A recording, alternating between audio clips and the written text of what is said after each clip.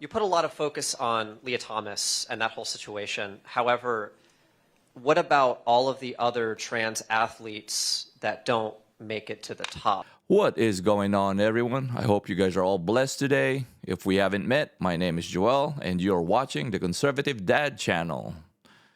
Today, we're going to be reacting to another video. It's all about transgenders in the women's sports. But before that, please like, subscribe, and hit that notification bell. Let's jump right into it. You put a lot of focus on Leah Thomas and that whole situation. However, what about all of the other trans athletes that don't make it to the top? Because I unfortunately don't have a list of every trans athlete known to man. I didn't fully prepare, but what about all of the, because Leah Thomas is one case out of many. So what about the other trans athletes that have transitioned and do participate in sports but don't make it to the top and are middle of the pack? Well, they're still beating other women, aren't they? They're taking somebody's spot, right? Well, no, But they it's are not- women. Okay, They have so, transitioned. so let's ask a question. So thank you for being here and the courage for talking. First Of of all, what is a woman? Let's start there. Well, as she said, anyone who identifies as such, and traditionally it would be gender dysphoria. That is a legitimate medical condition. So if you have gender dysphoria, you know, yes. Okay, so that's interesting. So that's your personal definition of what a woman is. Why should society adopt that definition, therefore disenfranchising chromosomal-born women? Really, it's out of respect for those that have the condition. Got it. So we should elevate the people with the mental condition over half the population. No. Not at all. I'm just saying that we should just simply, because it's not a battle between I'm elevating this person over another person. It's merely out of respect for that person, for them to feel comfortable and to participate in the sport of, you know, their gender that they identify as. Okay, so feeling comfortable. So giving people what they want is not always the right thing.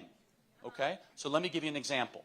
We do not give liposuction to people with anorexia.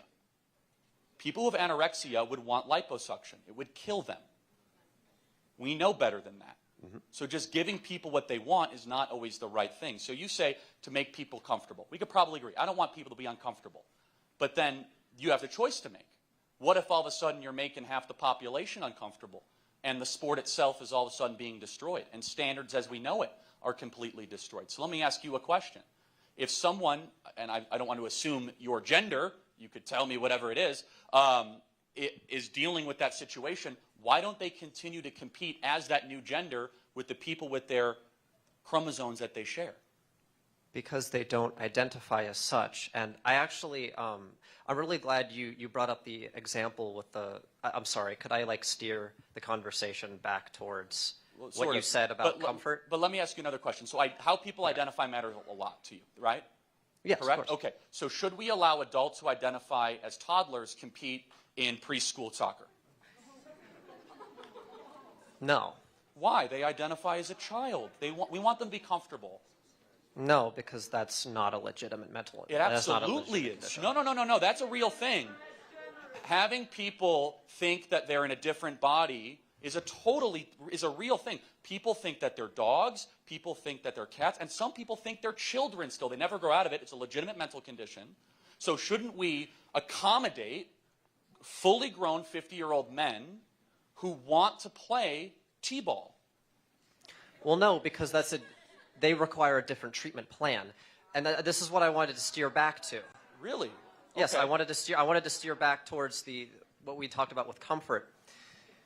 It is shown, and this is legitimate, those who transition and are treated as the gender that they identify as mentally improve unbelievably, and it is absolutely true. So I hate to break it to you. They're more likely to commit suicide.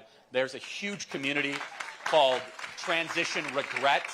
I encourage you to look at it. It has 27,000 members on Facebook of people who make the chemical castration decision to transition, and that's an irreversible decision. It's a growing group of people that say, I was sold a complete bill of goods here. And so that really is the question, which is if it's irreversible, and you're citing some study that honestly the data shows exactly the opposite, is that they're more likely to commit suicide, more likely for self-harm, all these sorts of things. What is the proper way to treat it? As I said, the study has not been disproven.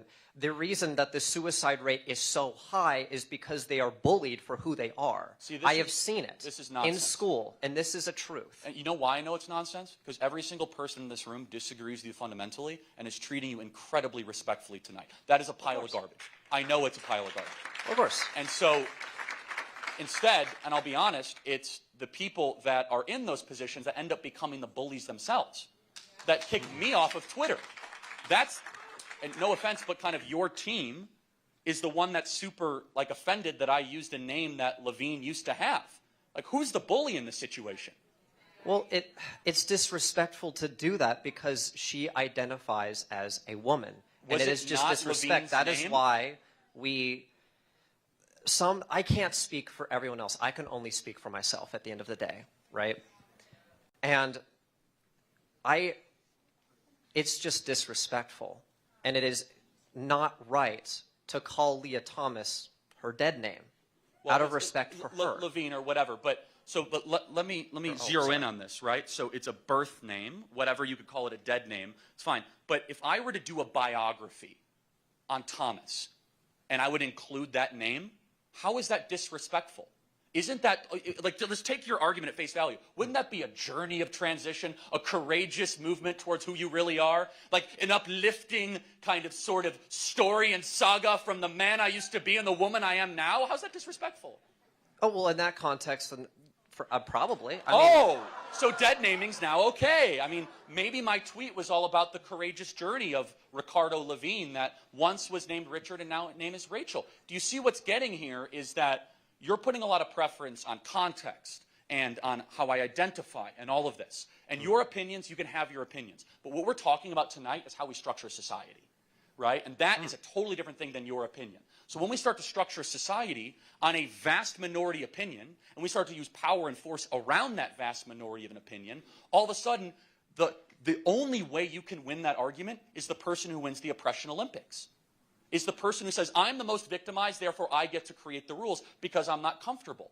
And here's something that you might not want to hear, is that if you have liberty, by definition, you're not going to be comfortable. You cannot have liberty and comfort. You can't have them together. Instead, you know what? And I think deep down you have this in you. You can get stronger.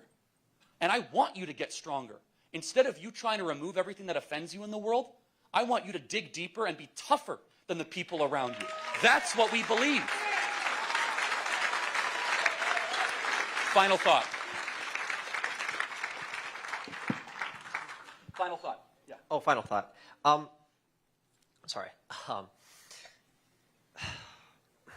Trying to think of a final thought. At the end of the day, like, no hate towards you. I respect your opinion. Of course, like, I'm not here to, cause a fight or an intense argument. I'm just saying I disagree. And there is no oppression Olympics. All that, we want is simply just recognition and respect. That's really it. Well, look, here's the thing, is that that's what you want, and individually, I think I've given that to you, but here's where I draw the line. I'm not going to restructure society on something I know that's not true. I'm not going to turn my back on 50% of the population for something that's not true, and I'm certainly not going to call somebody a pronoun that I know that isn't true in front of me. So I believe your soul totally demands respect. Absolutely, 100%. But as soon as you then start to get into society and civilization and restructure everything around your feelings, then all of a sudden, it's whoever has the loudest voice and who's willing to use power. And that's where we as conservatives draw the line. I want to thank you for being here tonight, truly. Thank you. Thank you. Thank you for your time. All right. First off, I give props to them, for both of them, for the mutual respect during the entire course of the debate. I say he for obvious reasons. He, of course, of all the debates that I've seen with Charlie, he is one of the most respectful and calm students that I've ever seen. So I actually give props, to him for doing that. And you can actually see just the mutual respect for both parties. was actually there from beginning all the way to the end. Reaction time. You see, despite the current social stand on gender identity and the current phenomenon on political correctness, for me, conservatively, there are only two sexes that I know. You know, even the Bible tells us that it's just male and female. Period. You see, this is like the biological science that is based solely on chromosomes. Any other answer based on that is just like more of just like political correctness and social, you know, desires that are currently being taught in schools right now, rather than scientific and biblical fact. See, what does it say in the Bible? In Matthew 19 verse 4, Jesus was speaking. In reply, he said, "Have you not read that one of who created them from the beginning made them male and female? Nothing else." Right?